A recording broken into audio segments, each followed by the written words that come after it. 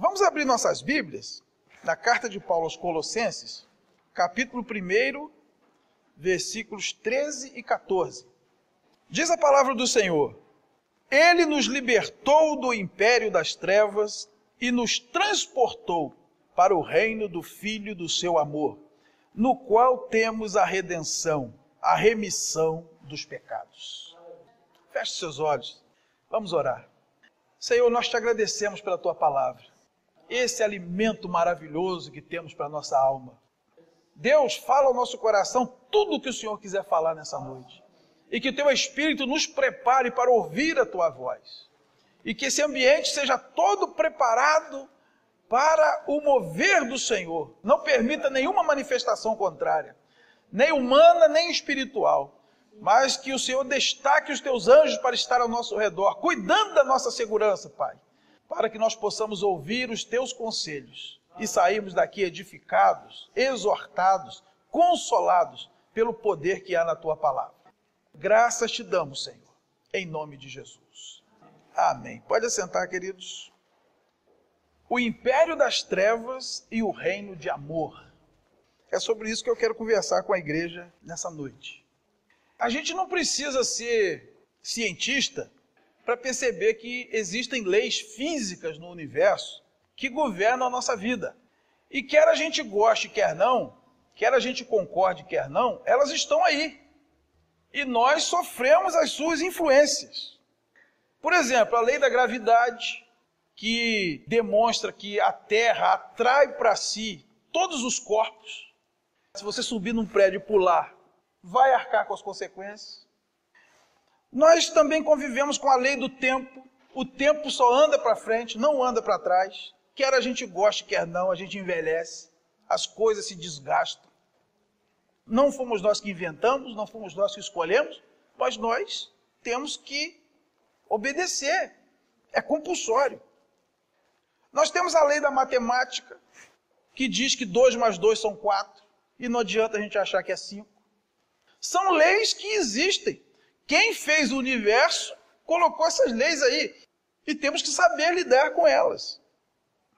Da mesma forma, irmãos, querendo ou não, gostando ou não, existem leis espirituais que regem o universo.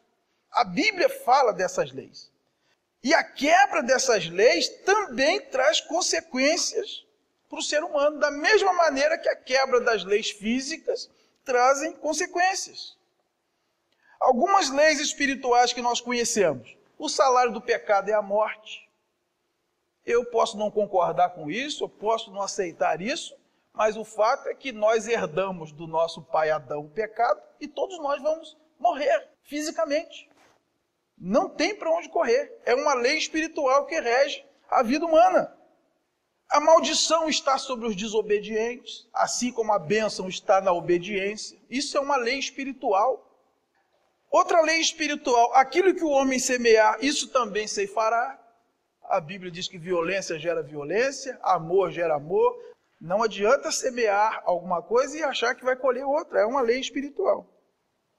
E dentre esses absolutos espirituais, a Bíblia diz que neste mundo existem apenas 2 domínios. É o império das trevas e o reino de Deus. E todos os seres humanos ou vão ser cidadãos do império das trevas ou vão ser cidadãos do reino de Deus. Não existe um terceiro espaço. Jesus disse: quem não é por mim é contra mim. Quem comigo não ajunta, espalha. Sim, sim, não, não. O que passar disso é do maligno. Não pode ser morno, tem que ser frio ou quente. Então, queridos, cada um de nós precisa saber disso. Que nós faremos parte ou do império das trevas ou do reino do Filho do amor de Deus. E como o texto disse, no reino do Filho do amor de Deus é que nós temos a redenção. Antigamente havia os mercados de escravo e havia algumas pessoas que já eram dignas, que não concordavam com a escravidão, que tinham dinheiro, elas compravam o escravo para soltar. Isso é redenção, quando você compra e solta. Escrevendo aos Colossenses aí mesmo no capítulo 2, Paulo disse que Jesus pagou a dívida, tomou o escrito de dívida que estava na mão do inimigo, rasgou e nos libertou. Então, em Cristo, nós recebemos a remissão dos nossos pecados. A ponto de Paulo escrevendo aos Romanos, no capítulo 8, versículo 1, ele diz: nenhuma condenação há para os que estão em Cristo Jesus. Em primeiro lugar, a Bíblia diz que um império de trevas foi instaurado neste mundo. A palavra que é utilizada aí no texto para império é exousia.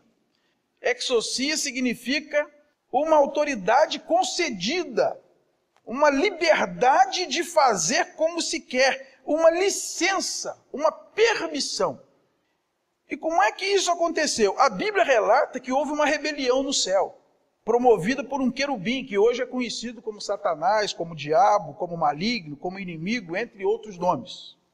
A gente pode ver isso prefigurado em Isaías 14, de 12 a 15, também em Ezequiel, capítulo 28, de 12 a 15. O diabo, um dia, ele chegou no céu e percebeu que ali o máximo que ele ia conseguir ser era o vice-presidente. Então ele disse o seguinte: eu prefiro reinar no inferno do que servir no céu.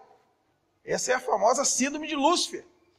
E o Lúcifer foi expulso do céu. A Bíblia diz que ele arrastou com a sua cauda a terça parte dos anjos e ele foi atirado para a terra. E ele então traz essa rebelião e oferece aos seres humanos. E isso é narrado lá em Gênesis, no capítulo 3, de 1 a 24. Então o homem adere à rebelião que começou no céu. E quando o homem adere à rebelião por sedução do inimigo, é como se ele dissesse para Deus: nós não aceitamos mais que o Senhor mande em nós. Nós queremos viver do nosso jeito. Nós queremos fazer conforme está na nossa cabeça. E a Bíblia diz que com essa atitude entrou o pecado no mundo. E o pecado passou a todos os homens. Com isso, o inimigo recebeu então a sua permissão para implantar nesse mundo aqui o império das trevas, conforme nós lemos em 1 de João, capítulo 5, versículo 19. Sabemos que somos de Deus e que o mundo inteiro jaz no maligno. Jesus nos alerta para o fato que o império das trevas está unido no seu propósito para esse mundo, que é roubar, matar e destruir, conforme João capítulo 10, versículo 10. Em Mateus 12, 25 a 26, diz assim: Jesus, porém, conhecendo-lhes os pensamentos, disse: todo reino dividido contra si mesmo ficará deserto, e toda cidade ou casa dividida contra si mesma não subsistirá. Se Satanás espelha a Satanás, dividido está contra si mesmo. Como, pois, subsistirá o seu reino? E a mais pura verdade, irmãos: o diabo não briga com o diabo. Eles estão unidos num único propósito: roubar, matar e destruir a nossa vida, a nossa fé, a nossa família, para no fim roubar a nossa alma. Nossos pecados deram a ele permissão para implantar esse império das trevas aqui nesse mundo. O que é o império das trevas? É um sistema pernicioso que alimenta o mal com o mal, que aprisiona as pessoas. Segundo aos Coríntios 4, versículo 4, diz assim: nos quais o Deus deste século cegou o entendimento dos incrédulos, para que lhes não resplandeça a luz do evangelho da glória de Cristo, o qual é a imagem de Deus. Há um sistema que alimenta o egoísmo, a desigualdade social, a promiscuidade, a rebelião, a desordem. As coisas não acontecem por acaso. Isso está por trás da programação da grande mídia, da TV, da internet. Isso está por trás das leis que são aprovadas pelo sistema humano, cujos elaboradores não têm temor de Deus, leis que atentam contra a família, contra a igreja, contra a moral e os bons costumes. Vocês vão ver que nesse mundo tudo ataca aquilo que é de Deus. Paulo adverte a nós, escrevendo aos Efésios, que a nossa luta nesse sistema não é contra as pessoas, é contra os inimigos espirituais que dominam o mundo. Isso está lá em Efésios capítulo 6, versículo 12. A nossa luta não é contra carne e sangue, é contra principados e potestades. As pessoas nós devemos amar, as pessoas nós devemos evangelizar, nós devemos lutar no mundo espiritual, repreendendo e combatendo esse sistema pernicioso que aprisiona as pessoas na avareza, no egoísmo, na luxúria, na promiscuidade. E muitos deles ouvem a voz de Deus e saem dessa loucura. Olha quantas pessoas aqui dentro hoje que ouviram a voz de Deus e disseram: eu não quero mais ficar nesse sistema, eu quero algo diferente para mim. João nos alerta que nós não podemos amar esse sistema. Olha o que está escrito em 1 de João, capítulo 2, versículos 15 e 16. Não ameis o mundo, nem as coisas que há no mundo. Se alguém amar o mundo, o amor do Pai não está nele. Porque tudo que há no mundo, a concupiscência da carne, a concupiscência dos olhos e a soberba da vida, não procede do Pai, mas procede do mundo. É claro que a Bíblia não está falando do mundo físico. Esse nós devemos amar e cuidar. Os crentes devem ser os melhores ecologistas da face da terra. A Bíblia está falando desse sistema. Nós não podemos aplaudir esse sistema. Não podemos dar ibope para esse sistema, para essas novelas, para esses programas. Nós estamos financiando o sistema e colocando o diabo para doutrinar nossa mente dentro da nossa casa. A Bíblia diz que nós temos que desprezar essas coisas. Uma das armas do inimigo é oferecer para nós os prazeres do mundo. Ele fez exatamente isso com Jesus, irmãos. Olha o que diz em Mateus capítulo 4, versículo 8 e 9. Levou ainda o diabo a um monte muito alto, mostrou-lhe todos os reinos do mundo e a glória deles, e lhe disse: tudo isso te darei, se prostrado me adorares. O diabo está oferecendo a Jesus aquilo que ele pode oferecer, a glória desse mundo. Você quer dinheiro? O inimigo pode te dar. Posição, cargo de chefia, o inimigo pode te dar. Quando a Bíblia diz que Deus nos libertou do império das trevas, ele está dizendo exatamente que esse sistema é um sistema que aprisiona as pessoas.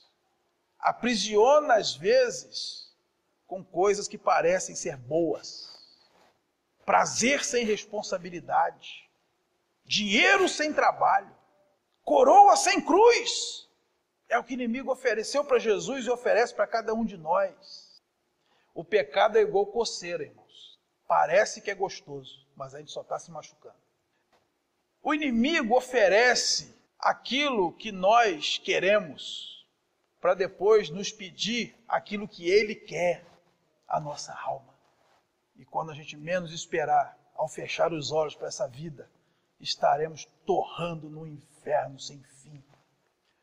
Em segundo lugar, Jesus veio ao mundo para estabelecer um reino de amor. No texto que nós lemos, voltando lá para Colossenses, capítulo 1, versículo 13, a palavra reino que aparece aí, no original, no grego, é basileia. Basileia significa poder real, território sujeito ao governo de um rei. Basileia não é uma permissão, não é uma concessão, é um poder real. O reino de Jesus é um reino legítimo. E a Bíblia, irmãos, deixa claro que Jesus veio ao mundo trazer o reino de Deus.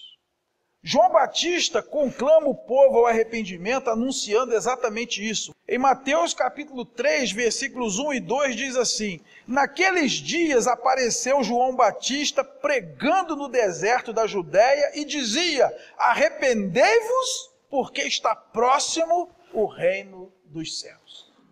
O próprio Jesus confirmou isso praticamente com as mesmas palavras, em Mateus capítulo 4, versículo 17.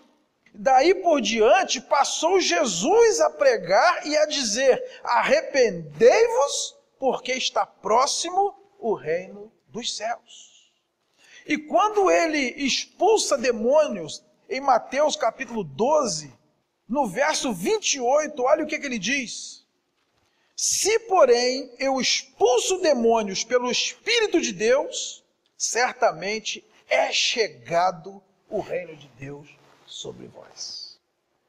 Jesus veio trazer um pedacinho do céu para nós. Não é incrível isso? O mundo jaz no maligno, é um império de trevas, dominado pelo inimigo. Jesus vem como que trazer um território celestial para a terra e convida os seres humanos a viver ali. É como se fosse uma embaixada. Em 2 Coríntios capítulo 5, versículo 20, vai dizer isso.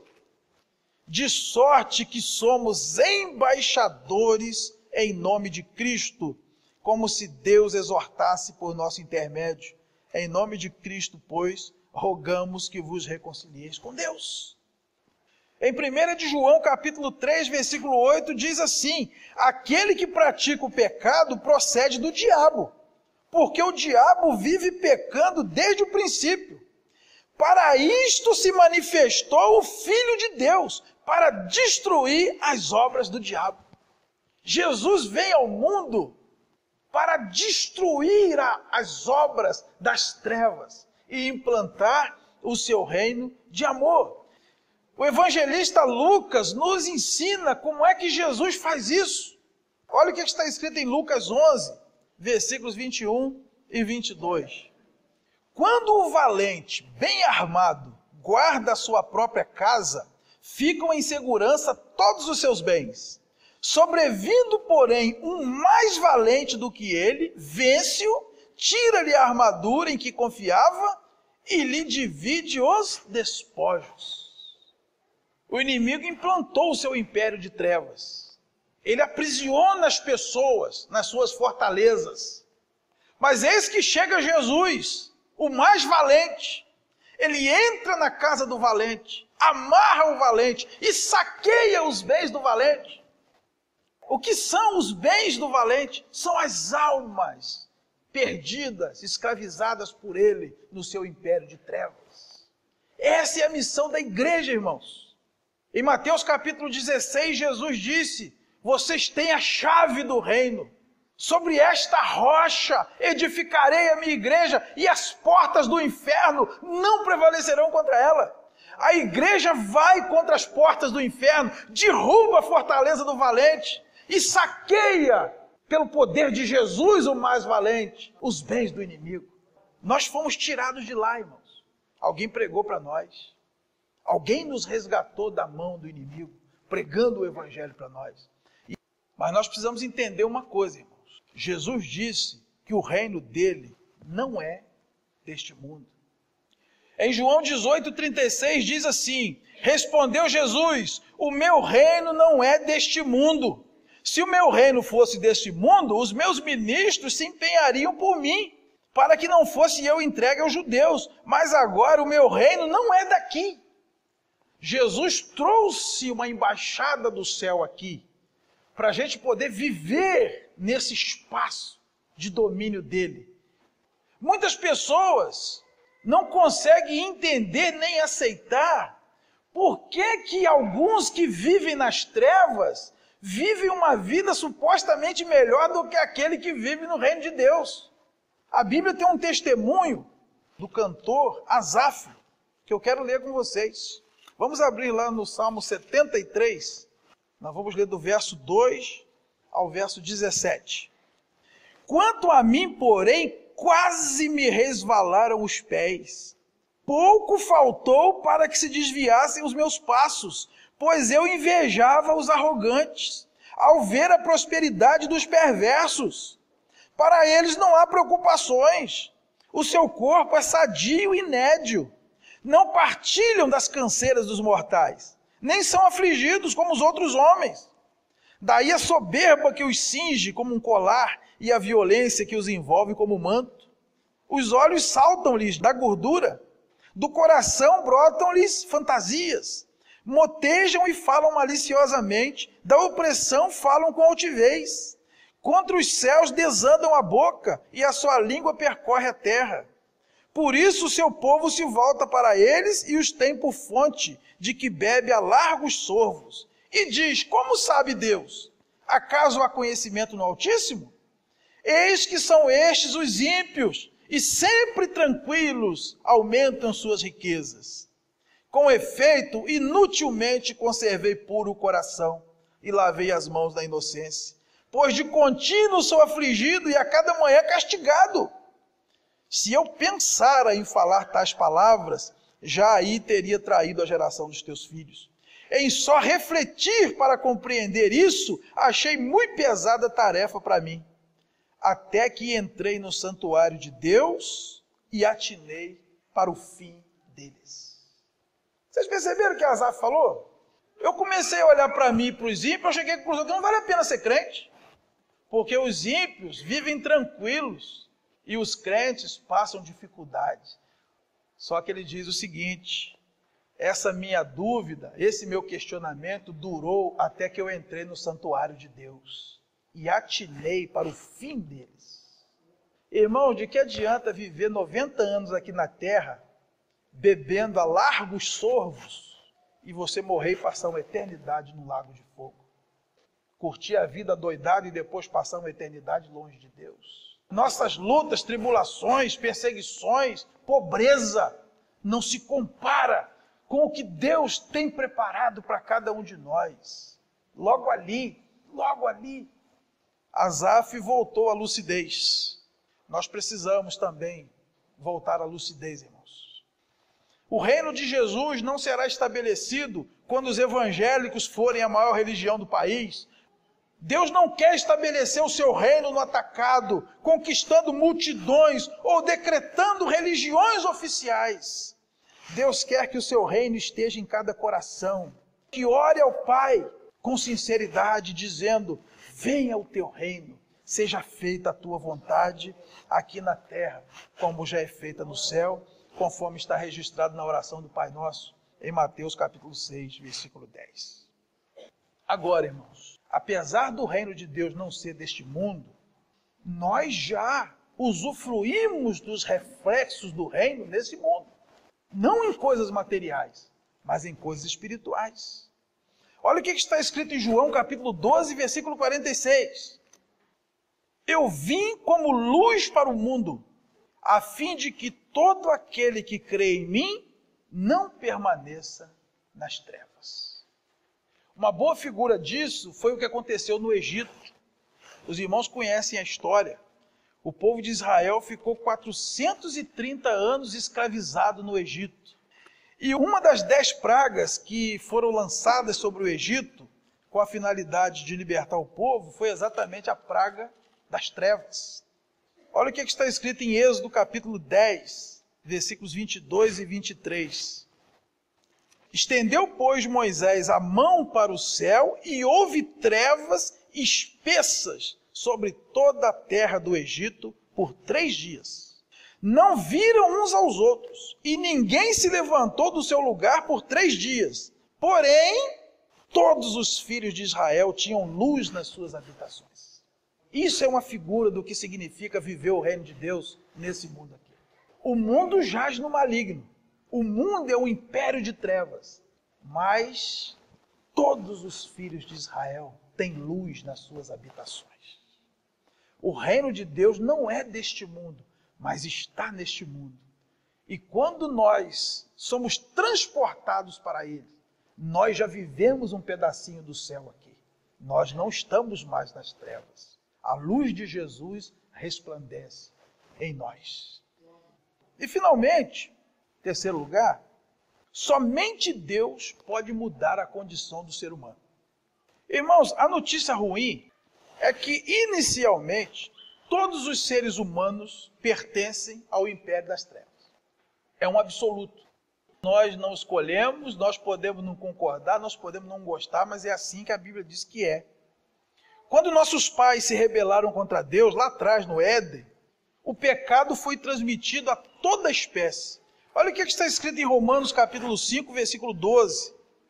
Portanto, assim como por um só homem entrou o pecado no mundo, e pelo pecado a morte, assim também a morte passou a todos os homens, porque todos pecaram.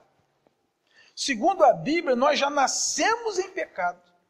No Salmo 51, versículo 5, está escrito: eu nasci em pecado e em pecado me concebeu minha mãe.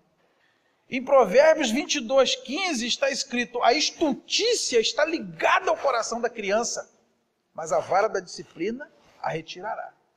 Nós podemos não concordar com isso, nós podemos não gostar disso, mas segundo a Bíblia nós já nascemos em pecado. Irmãos, nós podemos não concordar com o fato de sermos brasileiros, né? Eu queria ter nascido na Suécia, eu queria ter nascido na França. Mas eu nem me sinto um brasileiro. Querendo ou não, gostando ou não, você é um cidadão brasileiro. Querendo ou não, gostando ou não, nós nascemos em pecado. E naturalmente somos cidadãos das trevas. Irmãos, e provar a natureza humana caída é uma das coisas mais fáceis do mundo. Basta você olhar para você mesmo, quem você é por dentro, as coisas que você tem vontade de fazer e não faz pela graça de Deus. Basta você olhar para uma criança, basta você olhar para o seu filho. Alguém aqui precisou ensinar o filho a falar mentira? Alguém aqui precisou ensinar o filho a fazer manha? Alguém aqui precisou ensinar o filho a fazer bagunça e esconder? Ou então botar a culpa no outro? Alguém precisou ensinar o filho a ser egoísta, não repartir os brinquedos com ninguém?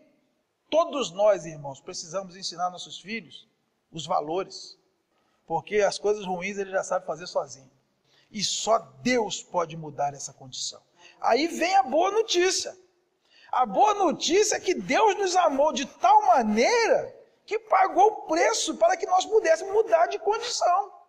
Em 1 de Pedro, capítulo 1, versículo 18 a 20, diz assim: sabendo que não foi mediante coisas corruptíveis, como prata ou ouro, que fostes resgatados do vosso fútil procedimento que vossos pais vos legaram, mas pelo precioso sangue, como de cordeiro sem defeito e sem mácula, o sangue de Cristo, conhecido com efeito antes da fundação do mundo, porém manifestado no fim dos tempos, por amor de vós.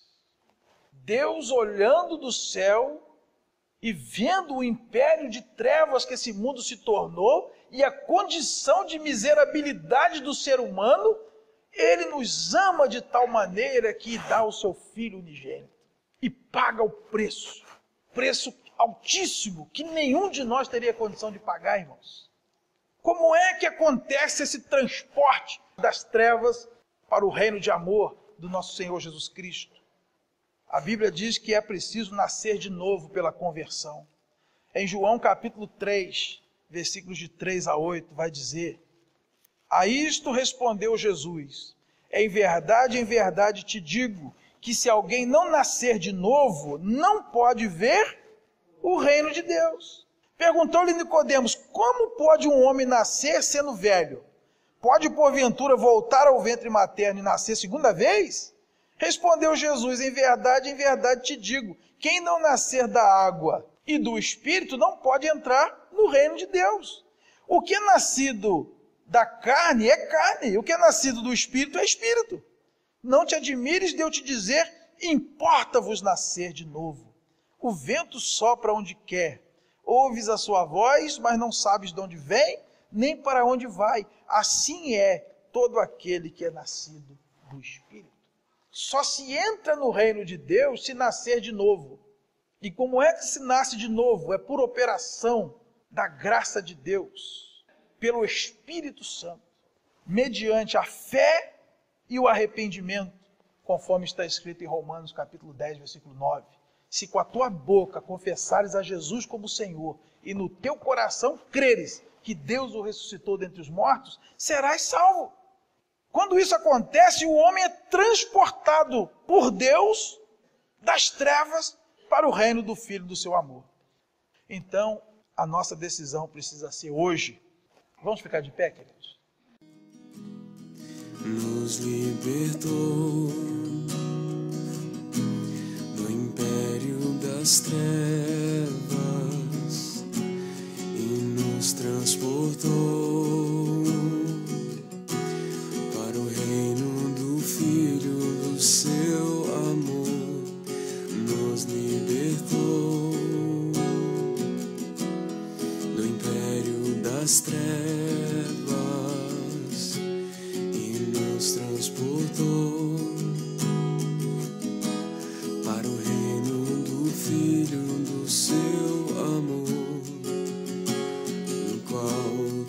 a redenção, a remissão dos pecados, e que havendo feito a paz pelo sangue da sua cruz por meio dele, reconciliasse consigo mesmo todas as coisas que é sobre a terra